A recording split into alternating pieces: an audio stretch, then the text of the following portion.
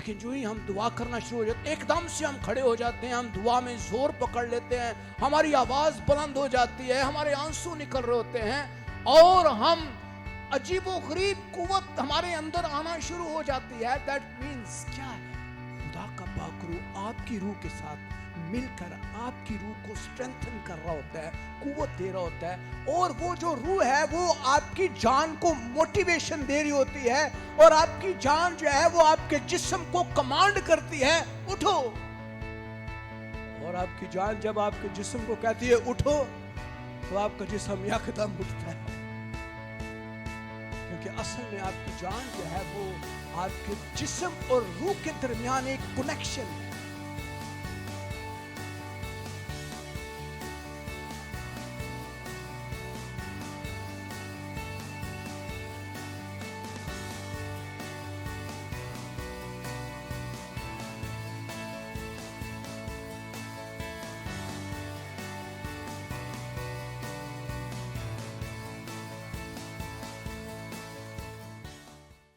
आज हम सीखेंगे कि वर्शिप कैसे करनी है। हमें वर्शिप बहुत जरूरी है, और आपको पता है वर्शिप इबादत का हिस्सा है। जब हम वर्शिप कर रहे होते हैं तो खुदा का रूह जुम्बश कर रहा होता है, हालेलुया। और जब हम वर्शिप कर रहे होते हैं तो हमारी रूह जो है वो ताजा हो रही होती है। जब हम वर्शिप करते हैं तो हमारा चर्च आने का मकसद जो है वो पूरा हो जाता है। जब हम प्रस्तुति करते हैं तो हमारी रूह ताजा होती है। कुछ बहन भाई प्रस्तुति के हिस्सा को छोड़ देते हैं, वो सोचते हैं प्रस्तुति जरूरी नहीं है, हम सिर्फ खुदा के कलाम को सुनने के लिए जाएंगे। और कई दफा इब्लीस उनको इस तरह से मसरूफ कर देता है कि वो प्रस्तुति के अहम हिस्से को मिस कर देते हैं जब इब्लीस ने भागना होता है। इब्लीस जो है वो प्रस्तुति के वसीले से भागता है, बीमारियां प्रस्तुति के वसीले से भागती हैं, और आसमान पर खुदा के सब फरिश्ते और मखलूकात 2400 घंटे जो हैं वो खुदा की इबादत और प्रस्तुति करते हैं, हालेलुया। वो सिर्फ उसके नाम को जलाल देते हैं। वहां पर प्रस्तुति का ऐसा नजारा जो दुनिया में कभी नहीं आप देख सकते। एक बार मैं बहुत साल पहले मैं खुदावन की प्रस्तुति पर गौर कर रहा था, तो मैंने कहा खुदावन आसमान पर तेरी प्रस्तुति कैसे हो रही होती है। मैंने यीशु से सवाल किया, और जब मैं रात को दुआ करके सोया तो तकरीबन 6 बजे मुझे एक रोया में, मैंने एक ख्वाब था या रोया थी, लेकिन मैं अपनी आंखों से अपने कानों से हालेलुया का एक खूबसूरत गीत बड़ी ही बुलंद आवाज के साथ इन्हीं कानों से मैं सुन रहा था। और जब मैंने हालेलुया को, उस खूबसूरत गीत जो आज तक दुनिया में मैंने किसी भी क्वायर को, चाहे वो गोरे हैं या चाहे काले हैं, चाहे वो पाकिस्तानी इंडियन है, दुनिया में कोई ऐसी क्वायर ऐसी बनी ही नहीं जैसा वो हालेलुया का गीत मैं सुन रहा था आसमान से। और मैंने एक बहुत बड़ा फरिश्तों का हजूम देखा, जिसमें लाखों करोड़ों अरबों फरिश्ते मैंने देखे, और उनको मैं काउंट नहीं कर सकता। एक दायरा सा मैंने देखा, बहुत बड़ा दायरा, और उसमें लाखों करोड़ों हजारों फरिश्ते एक ही गीत गा रहे हैं, और वो हालेलुया हालेलुया हालेलुया पुकार रहे हैं। और ऐसी खूबसूरत आवाज कि एक भी इंसान या एक भी फरिश्ते की आवाज ऊपर नीचे नहीं जा रही, एक भी साज की आवाज गड़बड़ नहीं हो रही या कॉर्ड्स गलत नहीं लग रहे। ऐसी खूबसूरत मैनिफेस्टेशन और ऐसी जबरदस्त क्वायर जो आसमान पर मैंने उस ख्वाब में देखी तो मैंने कहा वाकई खुदावन आसमान पर तेरी प्रस्तिश कामल प्रस्तिश है, कंप्लीट। हम इस दुनिया में रह के खुदावन की प्रस्तिश उस तरह से नहीं कर सकते जैसे कि हमें करनी चाहिए और ना ही हो सकती है। हम इस जिस्म के साथ रहते हुए खुदावन के नाम को उस तरह से जलाल नहीं दे सकते जैसे हम आसमान पर देंगे, लेकिन हम कोशिश कर सकते हैं। और खुदा का कलाम जो है वो उसकी प्रस्तिश और कलाम से और इबादत के तरीकों से भरा हुआ है। आप देखें, अगर आप अहबार की किताब निकाल के देखें तो वहां खुदा ने बनी इस्राएल कौम को अपनी प्रस्तिश और इबादत के तरीके बताए, और उस पूरी किताब के अंदर हर छोटे से छोटा तरीका भी वहां जाहिर किया गया है कि किस तरह से तुम इबादत करना, हदिये लाना, ऐसे करना, तब तुम्हारी मगफरत होगी, कफारा होगा और तुम आजाद होगे। फलां काम करना, फलां काम करना, फलां काम करना, और बहुत सारे तरीके उस किताब के अंदर हमें मिलते हैं। अहबार की किताब पढ़ें कि बाइबल मुकद्दस में खुदा ने बनी इस्राएल कौम को किस तरह से अपनी प्रस्तिश और इबादत के तरीके सिखाए और समझाए। आप यकीन नहीं करेंगे कि जब बनी इस्राएल कौम हैकल के अंदर आते थे तो उन्होंने बासी लैन की भी इजाजत नहीं सी होंदी। जिहड़ा इंज करता सी उन्होंने रब्बी चपेड़ मारते सन जोर ना, यहोवा खुदा की इबादत ऐसे कर रहा है, ऐसे होता। उनके लिए यहोवा की इबादत करना ऐसे था जैसे कि आप समझ लें कि डरते कांपते और बड़ी ही संजीदगी के साथ एक ऐसे खुदा के सामने खड़े होना जैसे कि आप पूरे ज़हन, पूरी अक्ल, पूरी सोच, पूरी नजर के साथ। आप देखिए खुदा यीशु मसीह ने जब भी वो इबादत के तरीके समझाते थे वो किस तरह से, लेकिन हम उन तमाम पुराने तरीकों को छोड़कर हम देखते हैं कि खुदावंद यीशु मसीह ने हमें क्या सिखाया। कलाम में लिखा है यूहन्ना 4 बाब उसकी 24वीं आयत में, खुदा रूह है। बोले खुदा। खुदा, किसी से मैंने पूछा खुदा कौन है, वो पता नहीं कहां फिरता रहा। मैंने कहा भाई खुदा के कलाम में लिखा खुदा रूह है। जरूर है कि उसके परस्तार रूह और सच्चाई से उसकी प्रस्तिश करें। प्रस्तिश का जो स्टैंडर्ड है, प्रस्तिश का जो तरीकाकार है, प्रस्तिश का जो वे है, प्रस्तिश का जो स्टैंडर्ड हमें दिया गया है वो क्या है? स्पिरिट, रूह से, रूह से, बोले रूह से, रूह से, रूह से प्रस्तिश। अब देखें, अब यहां हम देखते हैं रूह से प्रस्तिश का मतलब क्या है। क्या, कौन सी रूह से, कौन सी रूह से हम प्रस्तिश करें? मैंने आपको पिछली दफा बताया कि इंसान कितनी चीजों का मुरक्कब है। इंसान के अंदर कितनी चीजें हैं, कितनी चीजें हैं उमैर, कितनी चीजें हैं? 3। कौन कौन सी हैं? हाँ, यानी रूह, बदन और जान। यानी इंसान के अंदर रूह है, इंसान के अंदर जान है और इंसान के अंदर बदन है। यानी इंसान 3 चीजों पर मुश्तमल है। इंसान के अंदर रूह भी है, इंसान के अंदर जान भी है, इंसान का बदन भी है जिसको हम अपनी आंखों से देखते हैं। लेकिन ना तो हम जान को देख सकते हैं, ना ही हम रूह को अपनी आंखों से देख सकते हैं। वो हैं हमारे अंदर ही हैं, हमारे अंदर ही हैं, लेकिन हम उन्हें अपनी आंखों से देख नहीं सकते।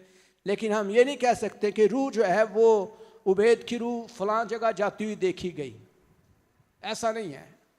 जब उबैद जाएगा तो उसके साथ उसकी रूह और उसकी जान भी साथ ही जाएंगे। लेकिन खुदा जो है वो इंसान को 3 हालतों के अंदर देख रहा होता है।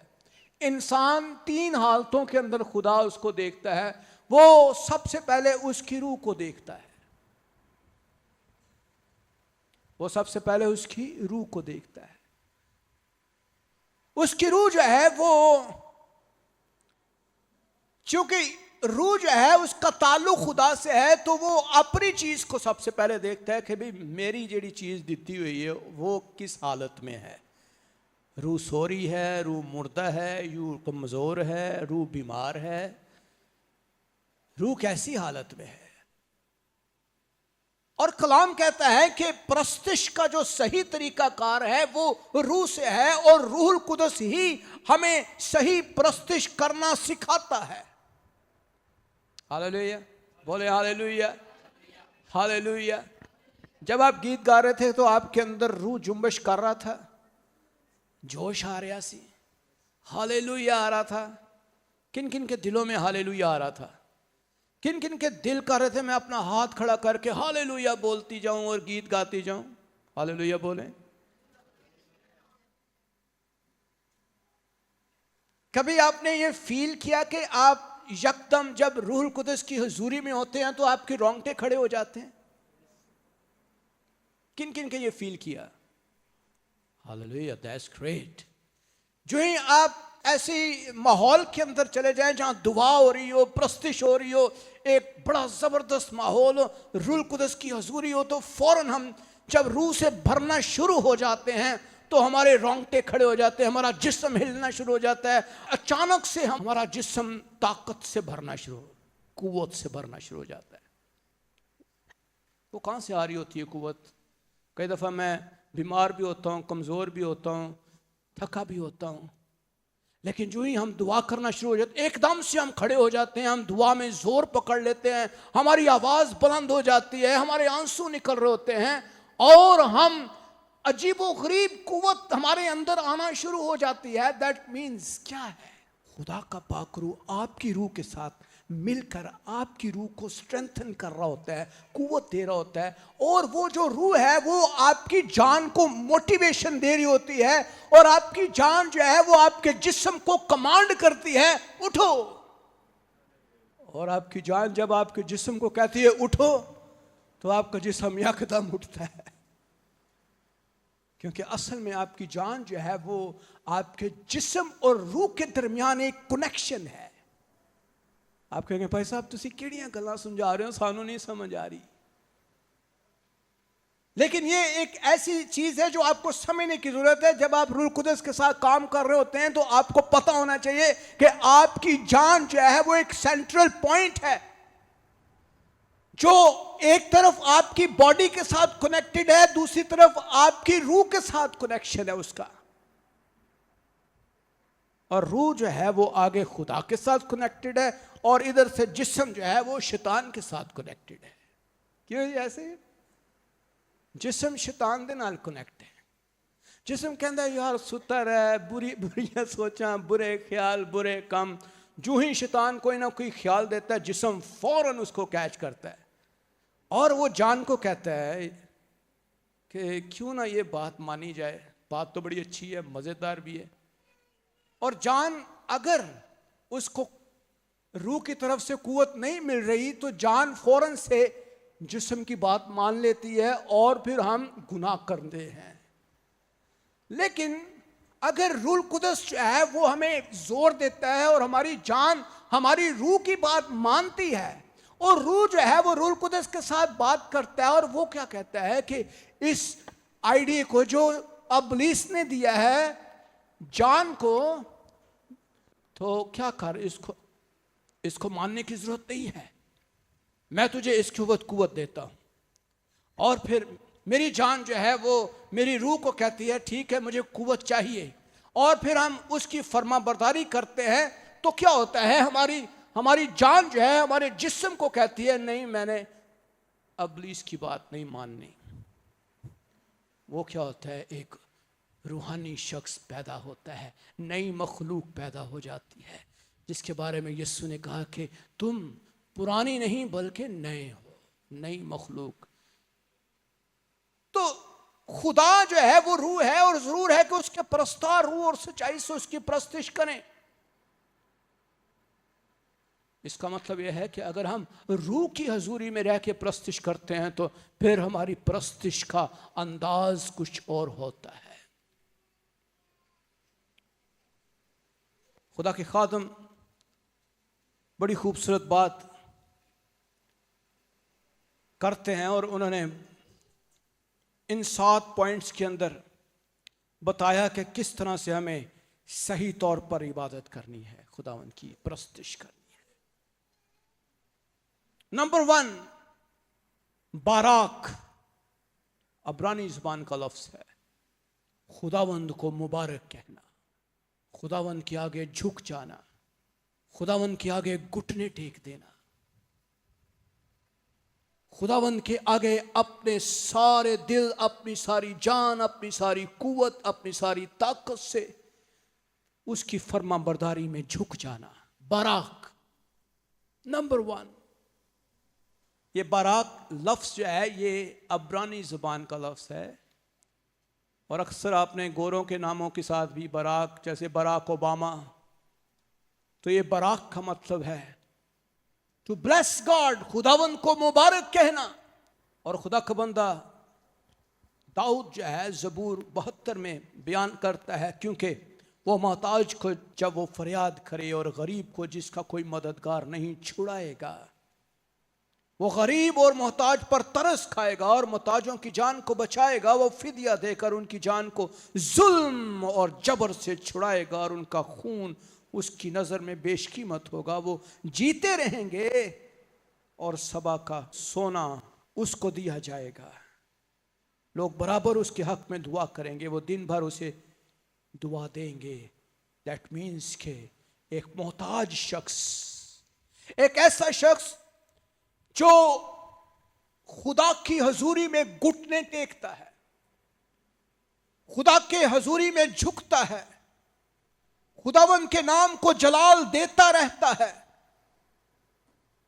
ऐसा शख्स जो है वो सही तौर पर खुदावंद की इबादत करता है। मेरे अजीजों, मैंने एक खादम को ये कहते हुए सुना कि जब हम दुआ करते हैं तो हम सोफों पे, बेड्स पे या कुर्सियों पे बैठ के दुआ नहीं करते। हम सब जो है हम नीचे बैठ जाते हैं। मैं उसकी इस बात से बड़ा मुतासर हुआ और उसने मुझे कहा कि मैं क्यों ऐसा करता हूँ, क्योंकि मैंने इस बात को पढ़ा कि हमें खुदावंद के हुजूर खाकसारी इख्तियार करनी है। हमें खुदावंद के हुजूर इस बात का इजहार करना है कि खुदावंद हम खाक हैं और हम तेरे हुजूर खाक हैं, हमारी दुआ सुन। समटाइम हमें खुदावंद के हुजूर नीचे बैठना चाहिए, जमीन पर बैठ के झुक के उसके हुजूर झुक के दुआ करें। एलिया बहुत बड़ा नबी था और जब वो दुआ करता था तो आसमान के दरवाजे बंद हो जाते थे। आपको याद है जब एलिया ने दुआ की तो बारिश रुक गई थी और 3.5 साल तक बारिश नहीं हुई, और फिर उसने दुआ की, फिर बारिश हुई। और जब वो दुआ किया करता था तो उसके दुआ का अंदाज आप हैरान होंगे, वो अपना सर अपने घुटनों में देकर दुआ करता था। इस हद तक वो झुक कर दुआ किया करता था, अपना सर अपने घुटनों में दे के बैठ के खुदावंद की हुजूरी में झुक कर दुआ किया करता था, आजिज़ी के साथ। बाराक, खुदावंद के सामने झुकना, ये सिर्फ जिस्मानी तौर पे झुकना ही नहीं है बल्कि दिल को भी झुकाना। खाकसारी, दिल को भी खुदावंद के हुजूर पूरे ख्याल, सोच, अपनी नीयत के साथ, अपनी सोचों के मुकम्मल तौर पर खुदा की हजूरी में लेकर आना। कई दफ़ा हम दुआ करते हैं, बच्चे शोर कर रहे हैं, टीवी लगा हुआ है, उधर शोर शराबा चल रहा है, हम दुआ कर रहे हैं। एक ऐसी दुआ है जहाँ पे हर वक्त शोर है,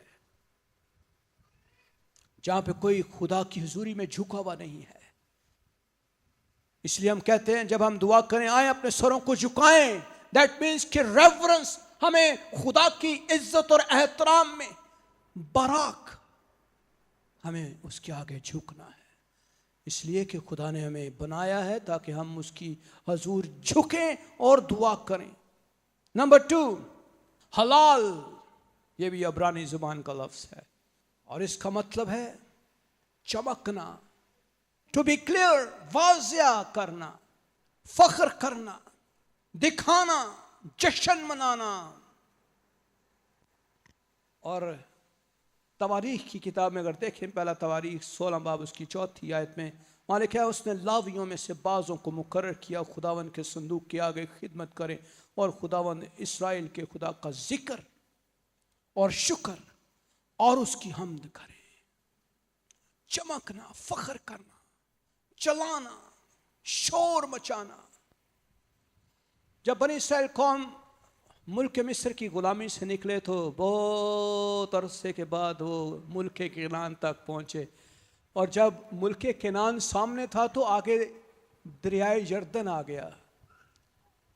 पीछे कुलजम से निकल के आए थे, आगे एक बहुत बड़ा दरिया आ गया, और फिर दरिया को भी खुदा ने कहा कि ऐसा करो कि दरिया के अंदर से भी मैं तुम्हारे लिए रास्ते बना दूंगा।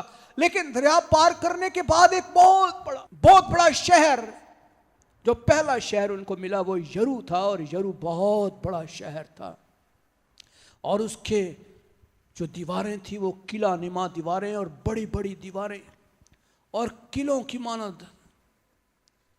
और खुदावन ने कहा कि तुमने कुछ नहीं करना, जैसे तुम्हें मैंने बहरे कुलजम से निकाला, दरिया यरदन में से निकाला और बियाबानों में कायम किया, तुम्हें मन खिलाता रहा, बटेर खिलाता रहा, और तुम्हें हर तरह की तुम्हारी ज़रूरत पूरी करता रहा, ये यरू शहर भी तुम्हारे आगे मैदान हो जाएगा। हालेलुया।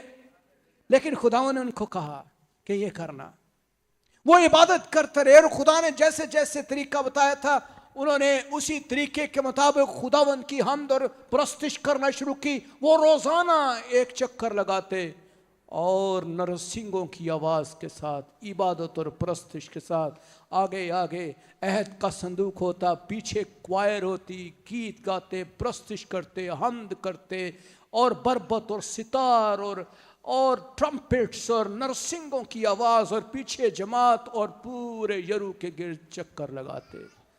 और 7वें दिन खुदा ने कहा कि 7 चक्कर लगाना, और जो 7वां चक्कर होगा उसके बाद तुमने शोर मचाना है, शाउट करना है,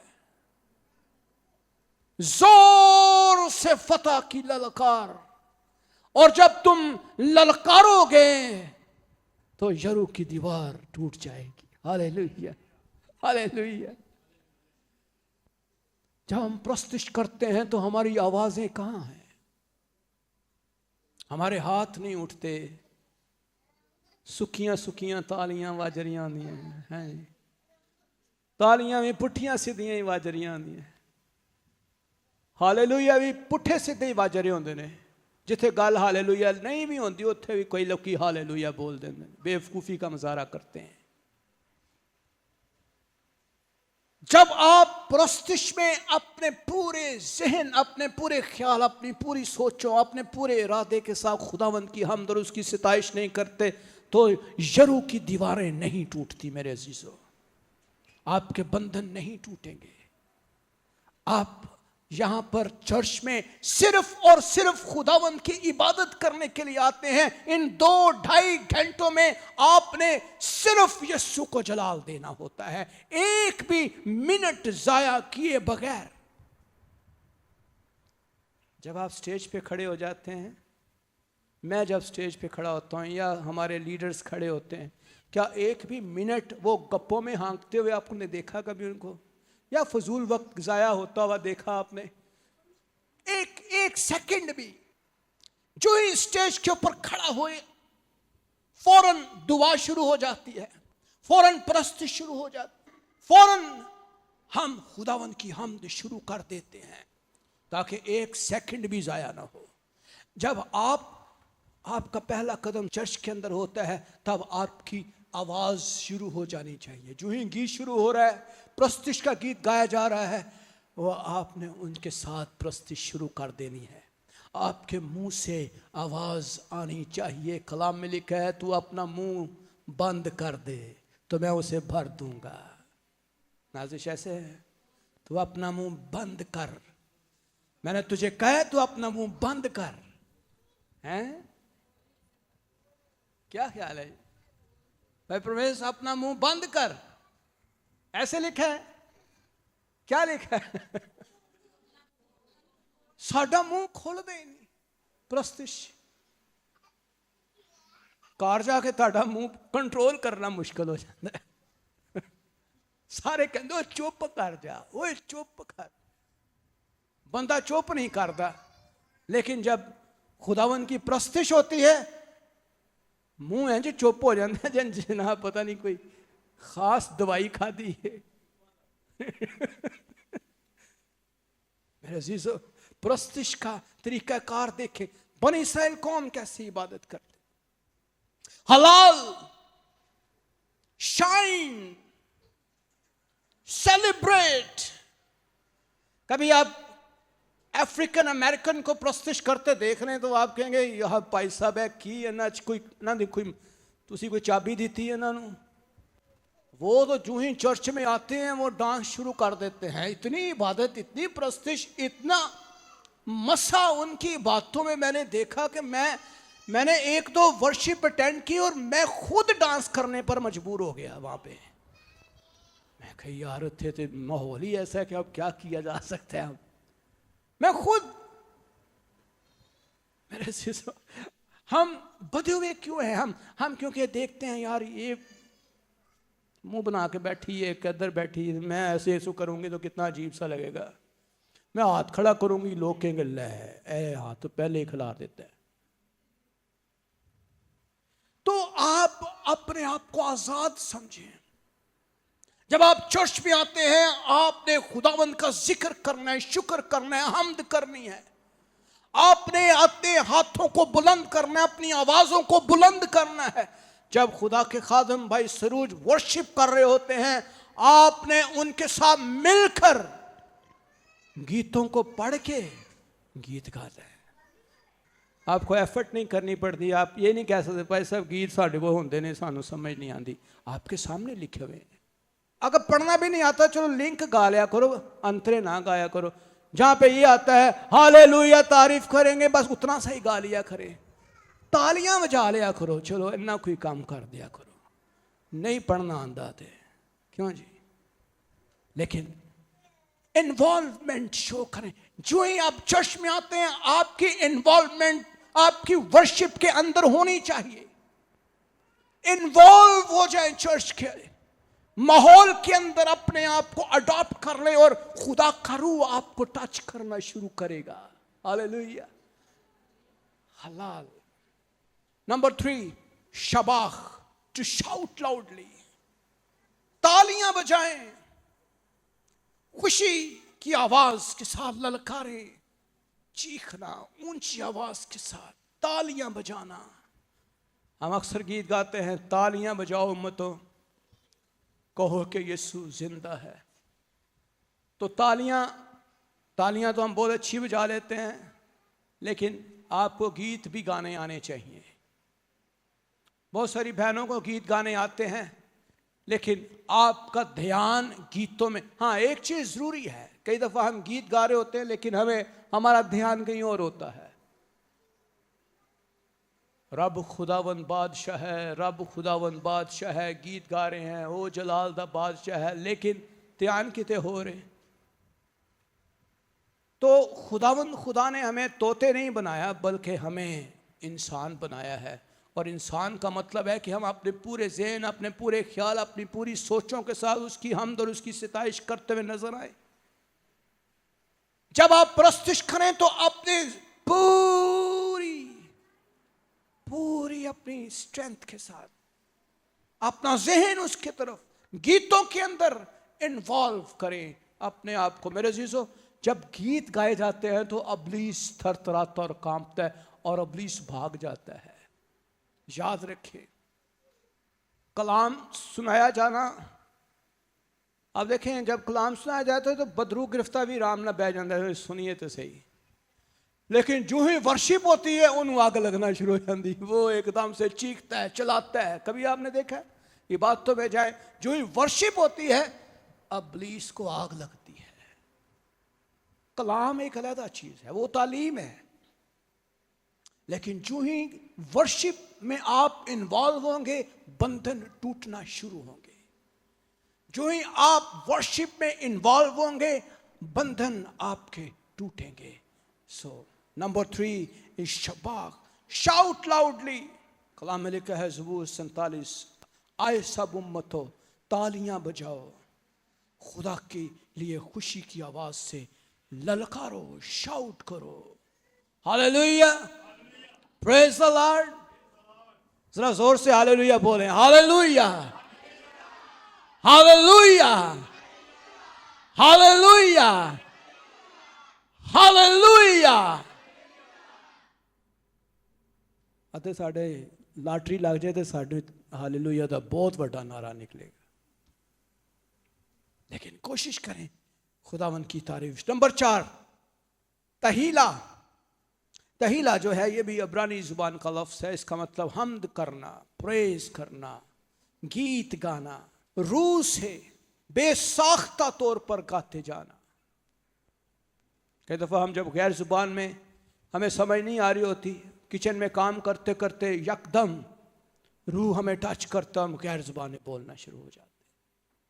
कौन कौन चाहता है कि उनको गैर जुबान मिले? चाहने वाले भी थोड़े ही ने, यानी उनकी ज़रूरत नहीं है कि हमें उनको गैर ज़ुबान मिले। कौन कौन चाहता है कि उनको गैर ज़ुबानों का गिफ्ट मिल जाए और वो गैर ज़ुबानों में दुआ कर सके? थोड़ी जी मिल जाए काफ़ी है। ज़रा ज़ोर से हाथ खड़ा करें ना, सही तरह पता चले मैं जिन जिन की इंटरेस्ट है मैं उनको फिर उनके लिए ख़ास दुआ भी को। Praise the Lord. आप चाहते हैं कि गैर ज़ुबान आपको मिले? Yes, great. जो जो चाहते हैं समझ लें कि आपने खुदा के साथ सीक्रेट बातें करना शुरू कर देनी अपनी रूह के साथ मिल के। दैट मीन्स कि आपकी दुआ 110% ज़्यादा जल्दी सुनी जाएगी। तो हम इसके लिए अरेंज करते हैं ख़ास मीटिंग। दैट मीन्स कि to sing praise, singing spiritually, रूह की जुबान के अंदर इबादत करना। कलाम में लिखा है लेकिन तू कदूस है, तू जो इस्राएल की हमद और सना पर तख्त नशीं होता है। हालेलुया बोले, हालेलुया, हालेलुया। खुदा का कलाम कहता है जब हम वर्शिप करते हैं, जब हम खुदावंद की हमद कर रहे होते हैं, सिताइश के गीत गा रहे होते हैं, तो उसका अबर और उसका तख्त लग जाता है। हालेलुया। ये जरूरी नहीं है कि आपके पास 4-5 लाख का कीबोर्ड हो, सोना जा तबला होए, अच्छा जा हारमोनियम होए, सोनी जी ढोलकी होए, 4-5 अच्छे वर्शिपर हो, फिर ही खुदा दा अबर लगेगा। नहीं नहीं, ऐसा नहीं लिखा हुआ।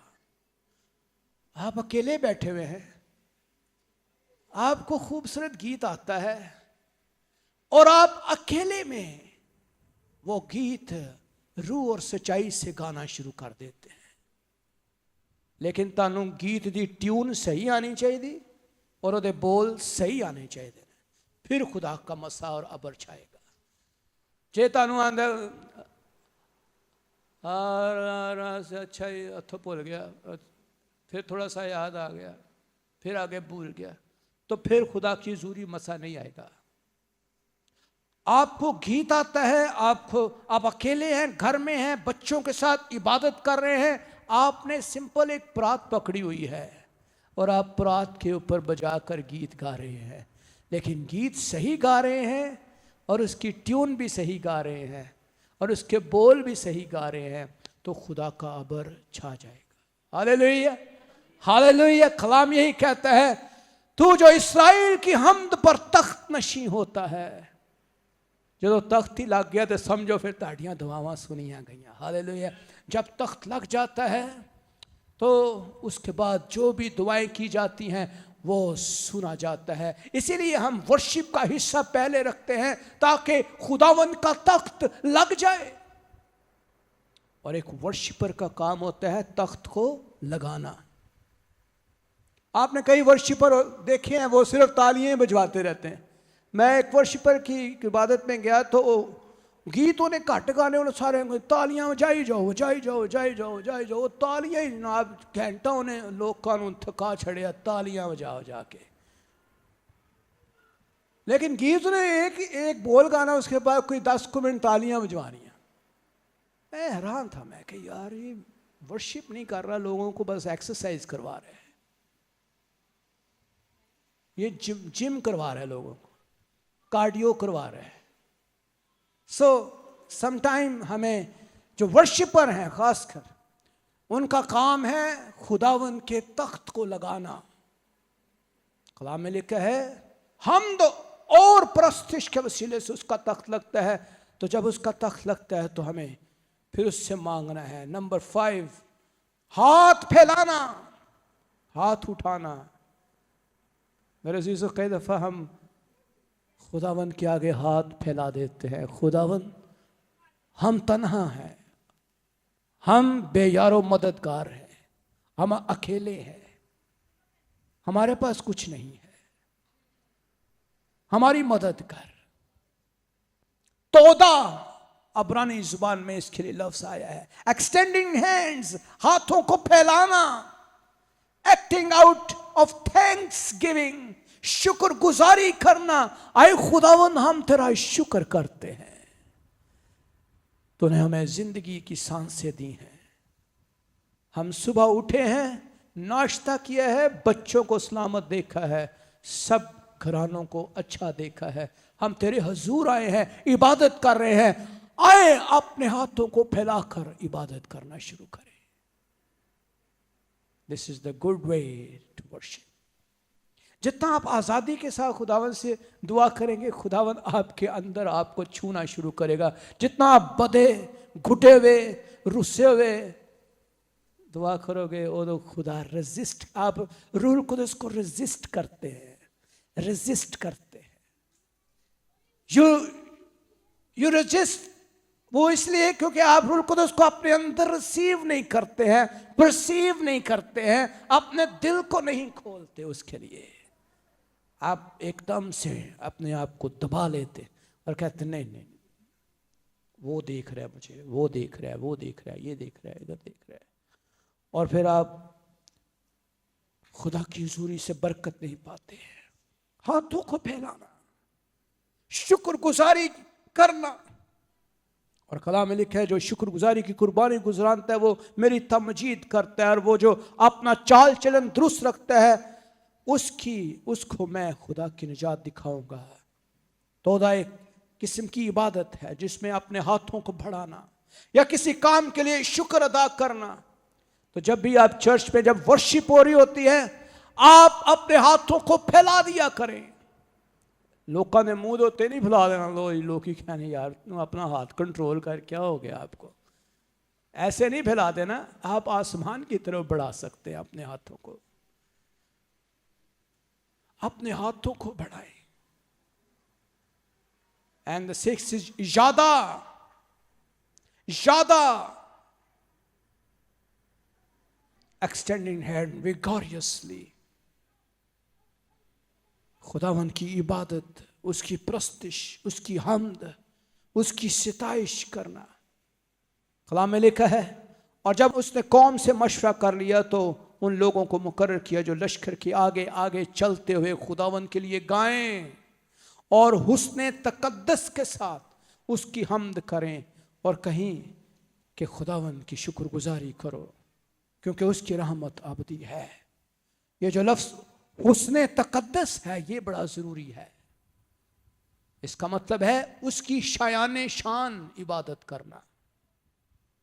अपने बच्चों को भी सिखाएं, खुद भी सीखें कि जब हमने इबादत करनी है किस तरह से हमें बड़ा तकद्दस कायम करना है। चर्च का तकद्दस है, इबादत है, खुदा का एहतराम और संजीदगी इख्तियार करना बड़ा ज़रूरी है। चर्च में खुदा की हुजूरी में जो ही आप दुआ की कॉल करते हैं, दुआ का कमरा पाक करें, सबसे पहले उसकी सफाई करें, खूबसूरत जगहों को अच्छी तरह से नीट एंड क्लीन करें सबसे पहले, उसके बाद नीचे चटाई बिछा लें, ज़्यादा बेहतर है। और सब बच्चे बड़े मिलकर खुदावन को सिजदा करें।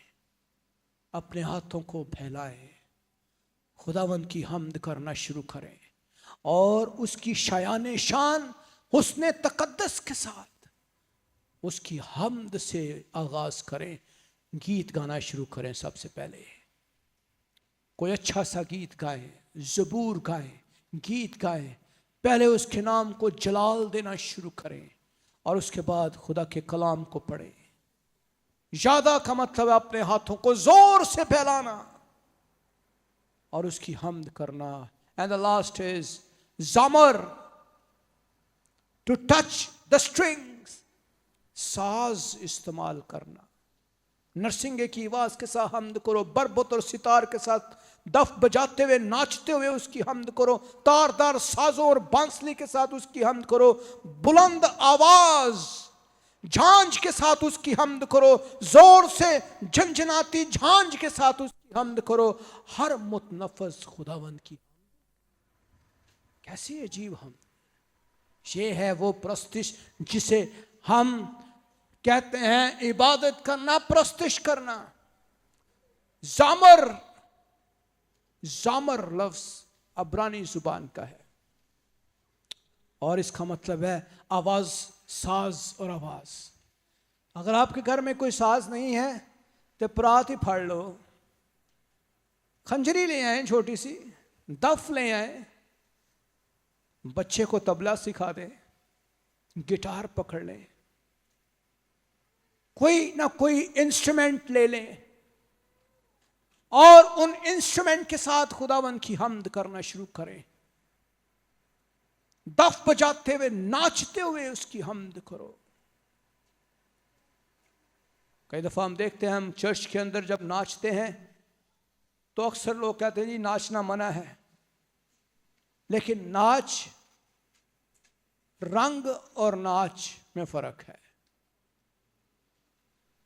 आपका नाच रंग में ना बदल जाए, आपका नाच इस सेंस में हो कि आप खुदावंद की हम्द कर रहे हैं। आपके जहन, आपके ख्याल, आपकी सोचें, आपके इरादे खुदावंद की पाकीज़गी के साथ जुड़े हुए हों और जो उस नाच को देख रहे हैं उनके दिलों में भी पाकीज़गी होनी चाहिए, ख्यालों में भी, क्योंकि हम खुदावंद की हम्द और उसकी सिताइश कर रहे हैं। हम्द करो तारदार साजों, बांसुरी के साथ, बुलंद आवाजें बुलंद करें। नेक्स्ट टाइम जब आप आना है, आपने चर्च में जो ही वर्शिप हो रही है, चाहे गीत लिखा है नहीं लिखा है, आपको नहीं आता, आपने तालियां बजाना शुरू कर देनी है। और अगर आपको, कोशिश करें क्वायर के साथ मिलकर प्रस्तिश का गीत गाना शुरू करें। आए हम सब खड़े हों और हम खुदावंद की हम्द करना शुरू करें।